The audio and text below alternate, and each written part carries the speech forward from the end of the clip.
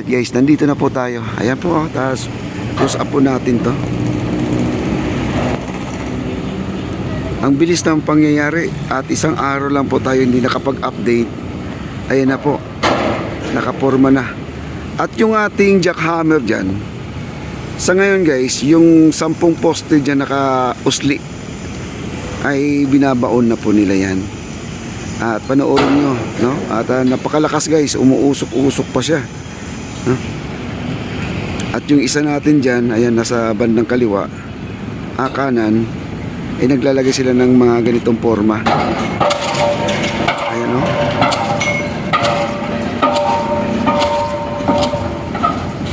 O, kita nyo, napakalakas. Okay, like, share, like, and comment po tayo sa ating mga viewers dyan. Wag po natin kakalimutan. Road to 20 likes naman po mga kaibigan. Maraming salamat.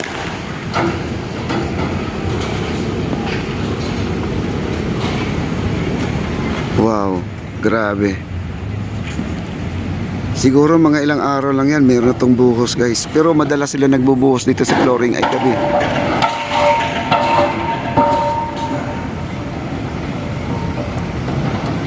Ayan guys, nakikita nyo naman, hindi nawawasak yung mga poste na yan, no? Kahit na napakalakas ang hampas, di po siya na ano, yung natitibag, no? At ang sabi kasi nila, substandard daw ang ating mga poste. Hindi po yan. At walang pagkakaiba doon sa phase 1C natin.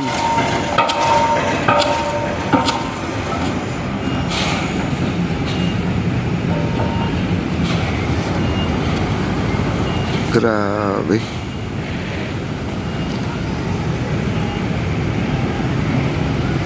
Meron na silang naibaon dito mga 4 na poste na.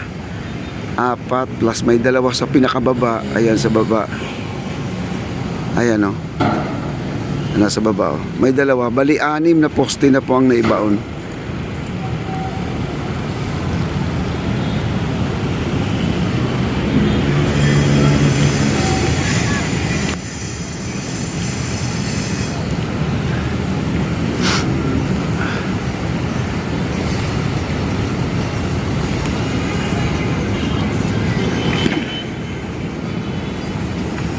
Wow.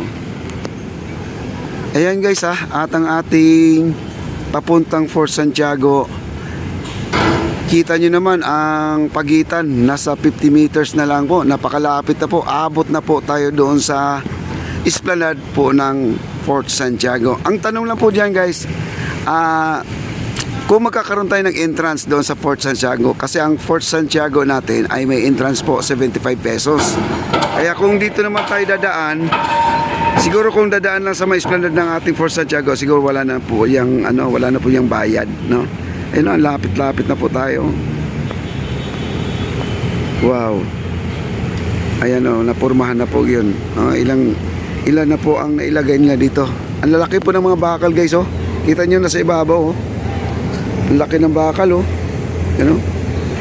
Siguro ano yan, 16 20 ang gamit po nilang bakal. Kita nyo naman. At yan po ay talagang tama sa sukat guys, yung ano na yan. Kasi ang ating ginagamit ito na bakal ay 20, 16 at saka 12. Yun po ang gamit nila dito. At meron po tayong bonus shot dito guys, oh. Ayan, bonus shot po natin yan. Kita nyo. At siya po ay nanggagaling pa ng Guadalupe, to ay pabalik na po. Kita nyo naman ay napakagaan na po hilain dahil wala na po siyang laman. Okay, balik po tayo dito sa ating updates. Ayan po ang ating jackhammer.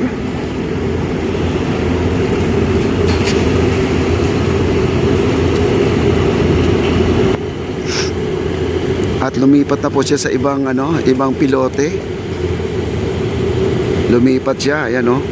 At di lang po natin gaano makikita guys kasi nasa tuwid na tuwid po tayo.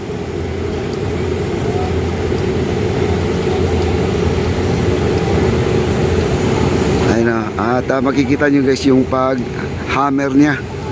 Talagang pumupuslit po yung yung usok.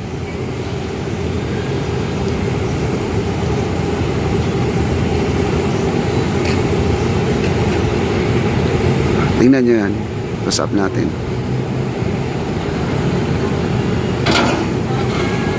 Ayan na po.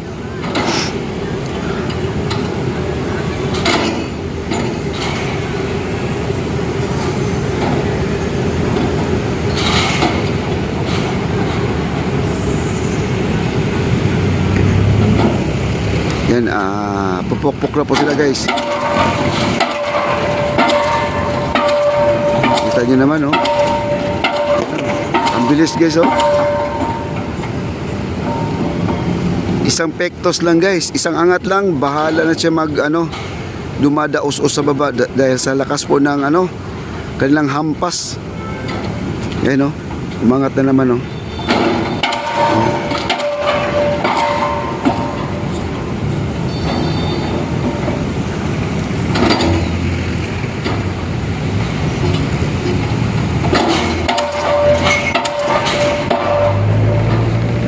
Medyo alalay lang po ang kanilang paghahampas kasi kung tuloy-tuloy po yan guys, ang bilis kasi meron po silang sinusukat kasi ayan kailangan siguro ay ganyan lang po kababa po ang matitira yung nausli.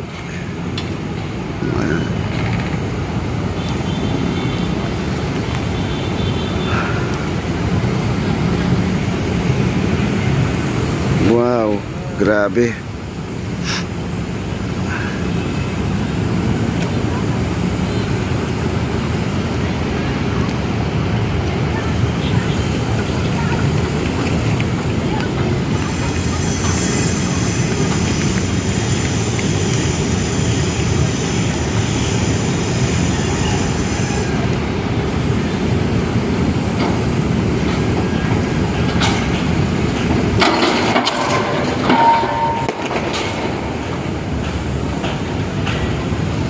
Grabe, no?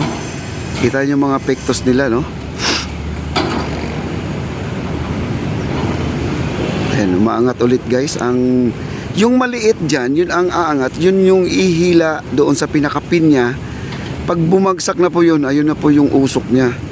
Yun ang hampas niya.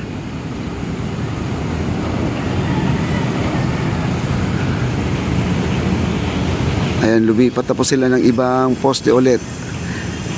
Doon sa kabila, tawid sila.